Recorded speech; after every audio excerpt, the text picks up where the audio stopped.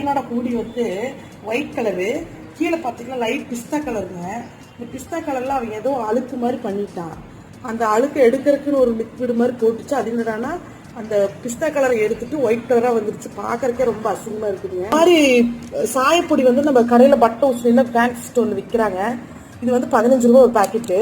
இப்போ பார்த்தீங்கன்னா நாங்கள் அதே பிஸ்தா கலர்ல கிரீன் கலர் வாங்கியிருக்கிறோம். Parrot green வாங்கியிருக்கிறோங்க.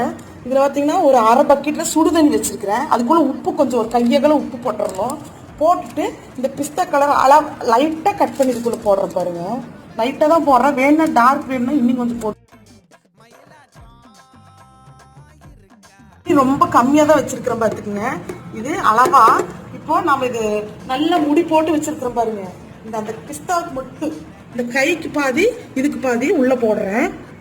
இப்போ இது மட்டும் இது முங்கும். இது பார்த்தீங்கன்னா இது மட்டும் முங்குனா போதும். ஒயிட்